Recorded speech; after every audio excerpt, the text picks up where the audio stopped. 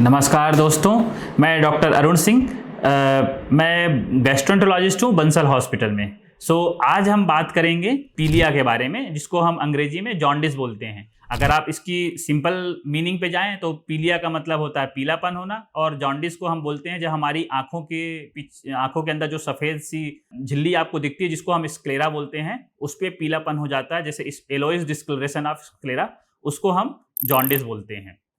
अब आप ये देखिए कि जॉन्डिस के कारण क्या होते हैं। तो अगर जॉन्डिस के देखेंगे तो बहुत सारे कारण होते हैं, और इलाज भी इस पे डिपेंड करता है कि आपकी जॉन्डिस की वजह क्या है। तो जैसे है कि एक एक कारण पे हम जाएं तो एक तो होता है कि लीवर है हमारा, उसमें खराबी हो जाए अगर किसी भी वजह से।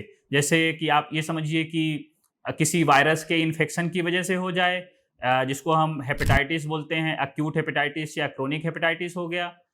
जैसे जो वायरस होते हैं hepatitis A, B, C, E, D, इसकी वजह से भी हो जाता है। दूसरा होता है शराब की सेवन करने से होता है, जैसे लोग लंबे समय तक सेवन करते हैं, उससे लीवर में खराबी हो जाती है, तो उसकी वजह से पीलिया हो जाता है। और तीसरा कारण है कि कुछ लोगों में जैसे फैटी लीवर, जिसको हम बोलते हैं नॉन अल्कोहलिक फैटी लीवर, अगर वो धीरे धीरे करके बीमारी एडवांस में हो जाती है, उसकी वजह से लीवर सिरोसिस होता है, या कि उसकी वजह से हेपेटाइटिस है, तो उसकी वजह से भी पीलिया हो जाता है।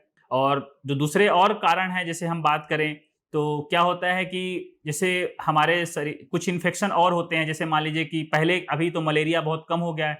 पहले हम देखते थे कि मलेरिया की वजह से भी हमको पीलिया के मरीज हमारे पास आते थे, क्योंकि मलेरिया का वायरस भी लीवर को नुकसान पहुंचाता था, जिससे पीलिया होता है। इवन डेंगू का जो वायरस है, उसकी वजह से भी पीलिया होता है। अभी हम देखते हैं कि स्क्रब टाइफस करके एक बीमारी है, उसकी वजह से भी हमने पीलिया देखा है। और इन सब में जानना जरूरी कारण इसलिए है कि सबका इलाज अलग अलग होता है। जैसे आपको पता है कि मलेरिया का इलाज अलग है, डेंगू का अलग है, स्क्रब टाइफस का अलग है, हेपेटाइटिस वायरस का अलग है, शराब का इलाज अलग है, अगर किसी को फैटी लीवर उसका इलाज अलग है।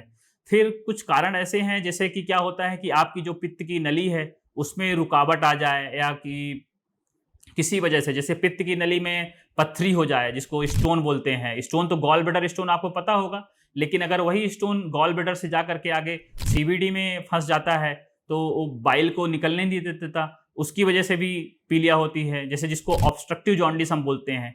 तो ऑब्स्ट्रक्टिव जॉन्डिस के कारण में जैसे एक हमने बताया आपको कि पित्त की नली में स्टोन हो जाए, या कि फिर कई बार क्या होता है कि कई सारे तरह के कैंसर होते हैं, जैसे गॉल ब्लैडर का कैंसर हो गया, या कि पित्त की नली का कैंसर हो गया, जिसको कोलेंजियोकार्सिनोमा बोलते हैं। जो पैंक्रियाज है उसके हेड में, जो मतलब पैंक्रिया के किसी एक हिस्से में कैंसर हो जाए तो उसकी वजह से होता है।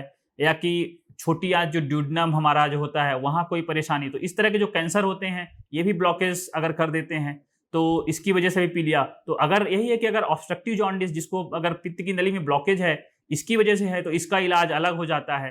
तो इसलिए हमेशा पीलिया के कारण को जानना बहुत ज़रूरी है, और उसी की वजह से इलाज होता है। फिर हमने देखा है कि कुछ लोग हमारे पास आते हैं, वो तरह तरह की मतलब झड़वाने के लिए मतलब जाते हैं बाबाओं, कई सारे लोग के पास, कि उससे पीलिया ठीक होती है। लेकिन आप समझिए कि कुछ पीलिया, जैसे मैंने आपको शुरू में बताया था कि हेपेटाइटिस ए और ई जो वायरस हैं, इसका अपने आप ठीक हो जाता है। तो ऐसे पीलिया तो आप झड़वाइए, नहीं झड़वाइए तो भी ठीक हो जाएगा, और झड़वाएंगे तो भी ठीक हो जाएगा, क्योंकि उससे कोई फर्क नहीं पड़ता।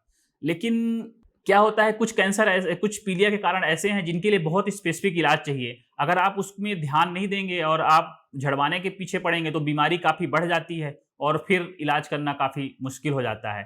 तो इसलिए हमेशा कारण का पता लगाना है पीलिया में, और उसके हिसाब से इलाज करना बहुत ज़रूरी है। धन्यवाद। अगर आपको ये वीडियो पसंद आया हो तो लाइक और सब्सक्राइब ज़रूर करें।